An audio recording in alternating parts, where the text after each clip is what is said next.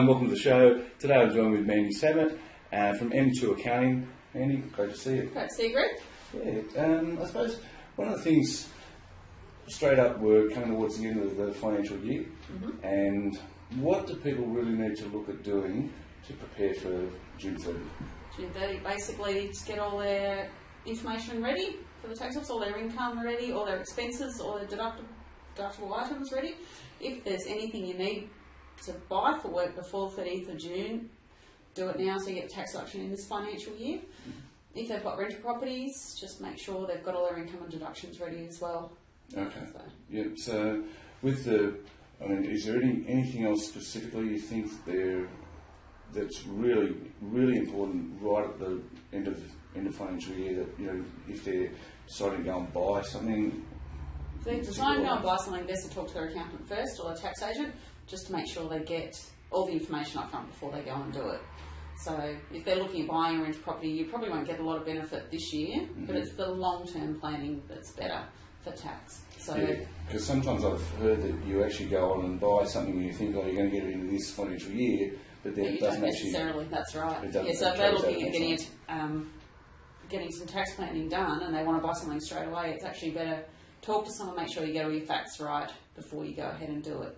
So you might actually decide that you don't want to do it, or you look at something different. Like, say, buying an older property, you might look at buying a newer property because you get better depreciation deductions and things like that. Okay, yeah, I understand when you look at some of the things that depreciate within a property, just the carpets and all those sort of things. That's right. Even if you buy a building that's 5 years old, you still get the benefit of the building depreciation on it.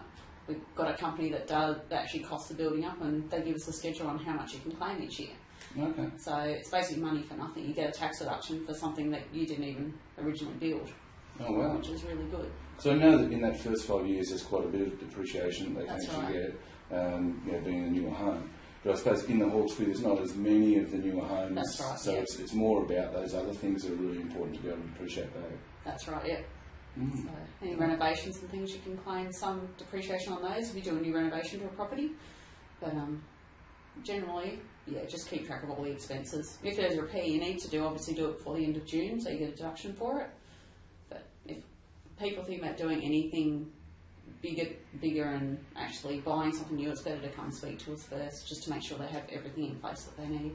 Yeah, I think it's definitely the best advice. Just go in and at least ask. That's right. It takes 10 to 15 minutes to talk to us to make sure you're getting all the information you need and you know where you've got to go after that. So yeah, it's too hard to catch up after. That's right. Yeah, especially after. Sometimes it's too hard to unravel and to fix. So. And there's a lot of people that are now going into the investment side of things because, especially in real estate, because the interest rates are so low, the rental returns are almost paying the property off. And I know there's a number of people who are moving into buying property through their self-managed super funds. That's a big thing at the moment. We've got quite a few clients who have done that. They've taken the money out of their normal super, opened their self-managed super fund up, and they're buying property in that. It's more tax effective for them, especially later on in life when they're looking at retiring in 5 to 10 years, and they would rather have the money sitting in property than sitting in shares and things. The share market, which is fluctuating so much. That's right. Yeah, that really destroyed a lot of people's pensions and that. That's it. Yeah. But again, if they're looking at doing that, it's better come talk to us first, get all the facts, because self-managed super, you've got so many things you've got to make sure you do right. Because it gets audited every year and you've got to be right on the ball. So. Okay.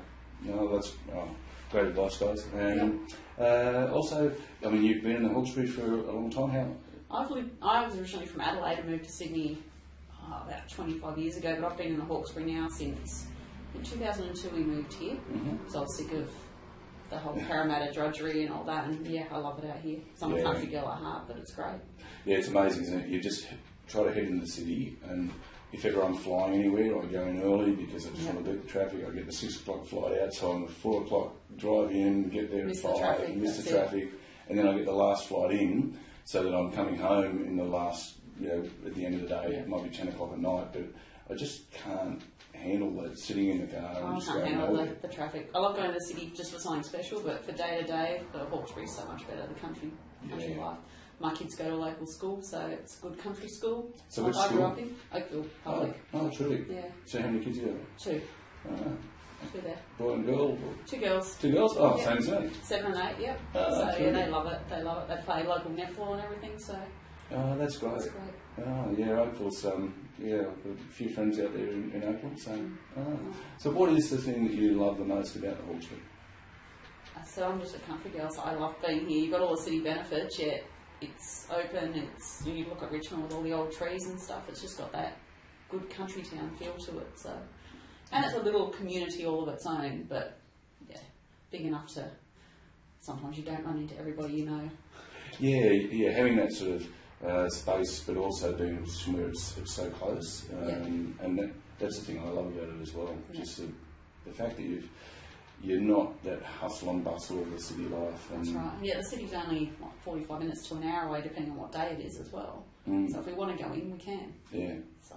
No, that's great. And just lastly, you mentioned that you do.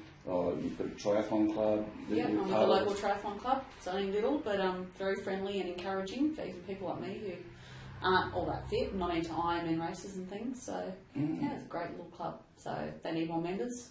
Oh, terrific. Welcome anyone come out and give it a go. We do races at the end of every month. So. Oh, great. Oh, good to see that you're getting involved in the local communities and clubs and that side of things as well. So I suppose just in wrapping up, how can people get in touch with you here at M2, and is there something they can do that basically just gives them a free sort of consult type thing just to get them started, or just I don't know how it works? Normally, if someone wants to come on as a client, they give us a call on our number. We're on the internet, so they can search m2.net.au. Just have a chat to us on the phone first. Tell us what they're looking for, like what they've got involved, whether they've got rental properties or they're looking at it, and come and have a chat. We don't charge up front for a first chat, so it's just part of the overall service essentially. So the first chat to give them information might only take half an hour or so, and then when they come and get tax returns and everything done, we'll work on costs then. So we try to keep things reasonable, and that's good because we haven't got overheads because we're in a local area. Yeah. So it's not as big as some of the Parramatta and City accountants. Oh, that's right. No, we found you guys to be terrific. So Good to know. Yeah. Thanks for tuning in on today's show. Right. And, Thanks for coming and interviewing me, Greg. No, my pleasure. All right, we'll see you soon. Okay. See you Bye. then. Bye.